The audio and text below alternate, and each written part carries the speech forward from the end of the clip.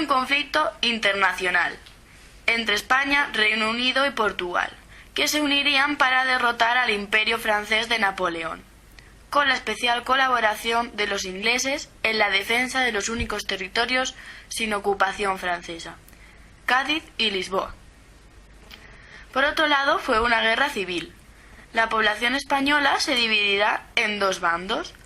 Por un lado, los afrancesados, aquellos partidarios de José I, que vieron en él una figura política estable y capaz de traer las ideas liberales a España.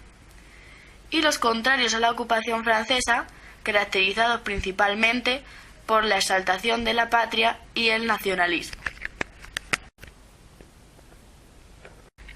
Fue una crisis política.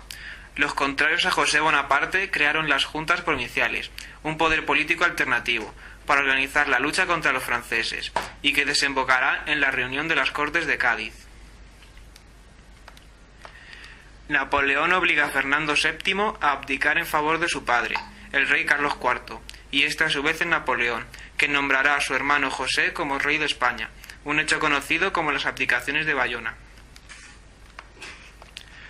El 2 de mayo de 1808 se produce un levantamiento contra la ya oficial ocupación de España, que será reprendida duramente por las tropas francesas, aunque sin éxito, pues la población comenzó a organizarse para ejercer una resistencia popular. Al inicio de la guerra, los españoles se encontraban en desventaja numérica, 100.000 españoles contra 400.000 franceses, algo que no impidió que demostrara un alto nivel moral y capacidad de lucha superior a la esperada. De la misma manera, las ciudades ejercieron una resistencia a ultranza contra la ocupación francesa, en la que destacaron las de Zaragoza y Girona, que consiguieron la inmovilización y división de las tropas francesas. Sin embargo, el factor determinante fue la llamada guerrilla, milicias formadas por todo tipo de ciudadanos de a pie, que se basó en emboscadas contra el enemigo y una huida rápida. De la misma manera se busca atacar las líneas de comunicación, el abastecimiento y los convoyes de armas de los franceses. La primera fase, desde mayo hasta noviembre de 1808, se encuentra caracterizada por continuos levantamientos urbanos por todo el país, destacando a Zaragoza como punto de conflicto. El 19 de julio se produce la batalla de Bailén, donde los franceses son derrotados por primera vez, por lo que la situación se puso a favor de España, la cual supo aprovechar las grandes victorias y además, gracias al desembarco de las tropas inglesas, se venció al general francés Junot. En la segunda fase, desde el 4 de noviembre de 1808 hasta febrero de 1809, Napoleón organiza una serie de campañas para controlar la situación en España, llegando a Madrid, donde se repone a José I en el gobierno.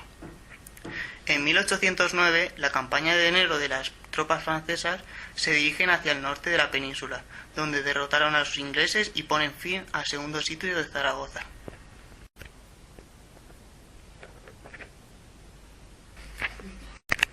La tercera fase, desde febrero de 1809 hasta febrero de 1810, se caracteriza por la imposibilidad de dominar el territorio peninsular por parte de los franceses.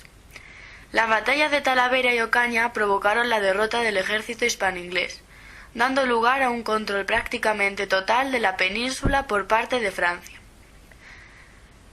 La última fase, desde 1811 hasta 1814, supone el inicio del declive francés debido a las guerras europeas y la campaña rusa, y el comienzo de la gran ofensiva hispano-inglesa. Las tropas de Wellington inician su ofensiva con la reconquista de Badajoz. El 22 de julio, la derrota francesa en Arapiles provoca la huida de José I hacia Valencia, dejando libre Madrid. En 1813, Wellington inicia su ofensiva final desde Portugal, dando lugar a las victorias de Vitoria y San Marcial. Finalmente, Napoleón firmaba el Tratado de Valensay, que restituía a Fernando VII a la corona española.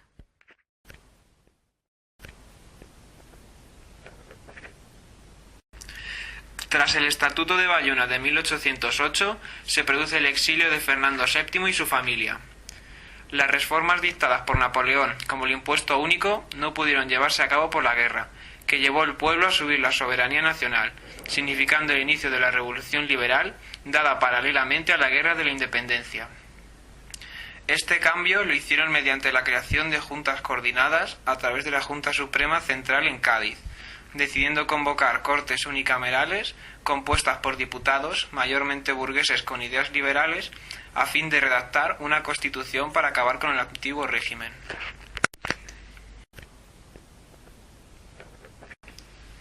Con la Constitución de 1812, la PEPA, tomando como referencia la Carta Magna, se proclama la soberanía nacional, el fin de los privilegios fiscales, la división de poderes, la representación nacional en las Cortes y se reconocen ciertos derechos individuales como el habeas corpus.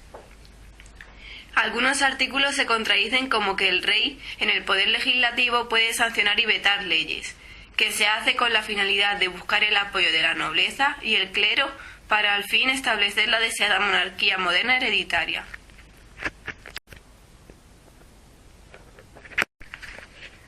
El resultado de la guerra fue catastrófico para España, ya que tuvo que hacer frente a una importante crisis.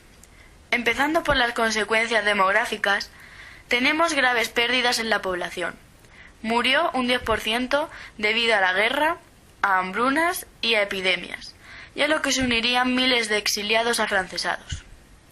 También se dio la dificultad para aumentar el crecimiento de la población, ya que en las batallas debieron perecer los individuos más jóvenes. Las consecuencias económicas fueron, por una parte, grandes pérdidas en la agricultura, ya que los campos no tenían mano de obra. Por otro lado, se colapsó el comercio, sobre todo el colonial, que lleva a puentes y caminos destruidos por lo que respecta a las vías de comunicación y los incipientes industrias. La Guerra de la Independencia se sitúa como una de las causas esenciales del fracaso de la Revolución Industrial Española durante este siglo. En el aspecto político, podemos observar, gracias a la lejanía del rey Fernando VII, prisionero en Francia, cómo la burguesía aprovecha el momento de debilidad del antiguo régimen para afianzarse en Cádiz con la promulgación de una constitución el 19 de marzo de 1812. Por otra parte, el fin de la guerra traerá aparejada la existencia de los primeros exilios políticos de la historia contemporánea, a los que se le sumarán patriotas que militaban en las filas del primer liberalismo, tras la represión de Fernando VII. Otra consecuencia política fue la emancipación de las colonias americanas.